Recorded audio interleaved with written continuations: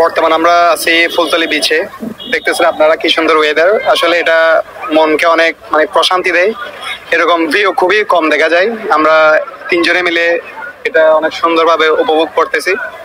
আপনারা আসবেন এই ফুলতলি বিচে, দেখে যাবেন এবং সুন্দর মনোরম দৃশ্য আপনারা উপভোগ করে যাবেন। সাজাদ ভাই, আপনার পানিতে ঘুরতে এই যে সুন্দর ভিউ দেখে আপনার কিরকম লাগতেছে অনুভূতি? অনেক ভালো লাগতেছে এবং মন মাইন্ডটা আপনার মনে করেন অন্যরকম লাগতেছে, যা বলার কোনো অবকাশ থাকে না। তো আসিফ ভাই? আমার ভাই পানিতে ঘুরতে ইচ্ছা করতেছে না, কথা হচ্ছে এতটুকু। লোকেশনটা এত সুন্দর, অনেক মানুষ, অন্ধকার হয়ে যাওয়ার পরে এত মানুষ কেন বুঝতেছি না, এখান থেকে ওরা বের হবে কেমনে? আর রাস্তাতে যে জ্যাম, এটা আমি চিন্তা করতেছি আমরা যাবো কেমনে।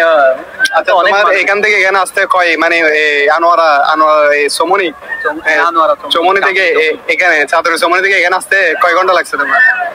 আমাদের ওই শহর থেকে ভিতরে আসতে মানে এখানে আনোয়ারা আসতে যতক্ষণ সময় লাগে নাই, আনোয়ারা থেকে বিচ আসতে এর চেয়ে দ্বিগুণ সময় লাগছে।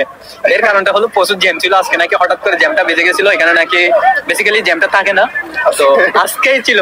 আজকের কারণটা কিন্তু অনেক লম্বা, এটা যদি আমরা বলতে যাই বলতে পারবো না নিজেদের। আসলে এটা সাথে ভাইয়ের কারণে হয়েছে ব্যাড লাক। একজন আমাদেরকে বদ্ধ আছে, যার কারণে হয়তো আমরা জ্যামটা খাইছি। কথা চেয়েটুকু, ঠিক আছে? অবশ্যই, অফকোর্স, অবশ্যই, অফকোর্স। দেখা হবে, আপনারা থাকবেন, সাথে থাকবেন, সুন্দর ভিউ উপভোগ করবেন। আল্লাহ হাফেজ।